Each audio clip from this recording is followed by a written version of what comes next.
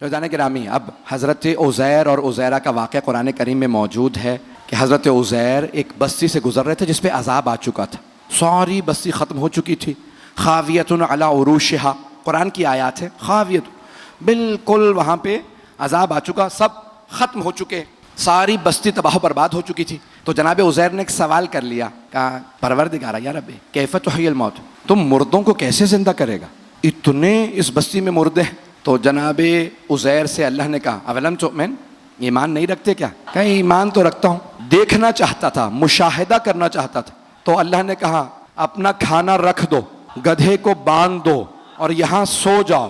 اسی بستی میں اللہ نے کہا اسی وقت سو جاؤ۔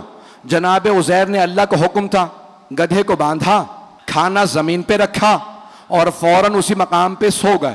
فاماتہ اللہ، اللہ کہتا ہے اللہ نے 100 عام، 100 سال کے لیے انہیں موت دے دی۔ توجہ، 100 سال کے لیے سلا دیا، نہ کھا رہے تھے، نہ پی رہے تھے، نہ سانس لے رہے تھے، 100 سال بعد اللہ نے زندہ کیا۔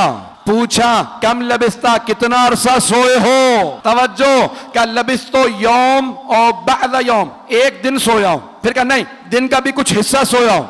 اللہ نے کہا بل لبستا 100 عام، 100 سال سوئے ہو۔ جناب عزیر 100 سال سوئے، جب اٹھے پھر بھی عزیر تھے، نہ بھویں جھڑی تھیں، نہ بال سفید ہوئے، نہ ہڈیاں کمزور، نہ وہ کھا رہے تھے، نہ پی رہے تھے، نہ چل رہے تھے۔ اللہ جسے چاہے جوان رکھے۔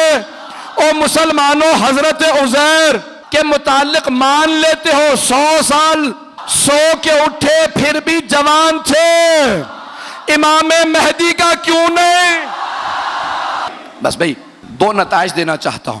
تو جناب عزیر 100 سال بعد اٹھے اور جوان تھے۔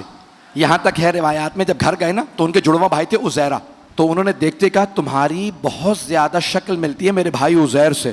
تو حضرت عزیر نے کہا شکل نہیں ملتی، میں ہی عزیر ہوں۔ تو کہا کہ کیسے جوان رہ گئے، میں تو بوڑھا ہو گیا ہوں۔ 49 برس کے تھے جب سوئے، اٹھے بھی 49 برس کے، بھائی 149 سال۔ اس زمانے میں عمریں بڑی بڑی تھیں، کچھ لوگ پہنچ رہے ہیں۔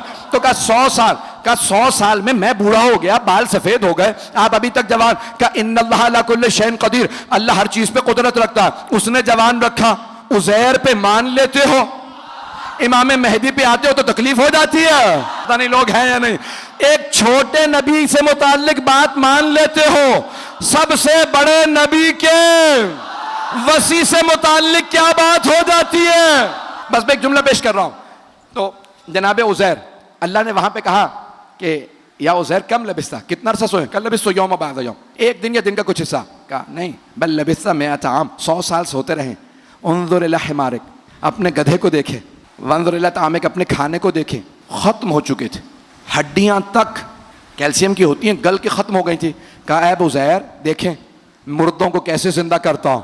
گدھے کی ہڈیاں بننے لگیں، گوشت چڑھنے لگا، خون دوڑنے لگا، کھال بننے لگے، گدھا بن کے دوبارہ واپس آ گیا۔ ایک بات واضح ہو گئی، اگر ایک گدھا 100 سال بھی کسی نبی کے پاس سویا رہے پھر بھی بات واضح ہو رہی ہے۔ تو عزیزان گرامی، اللہ نے ایک نظام دنیا کے اندر بھیجا ہے، بات پہنچ رہی ہے۔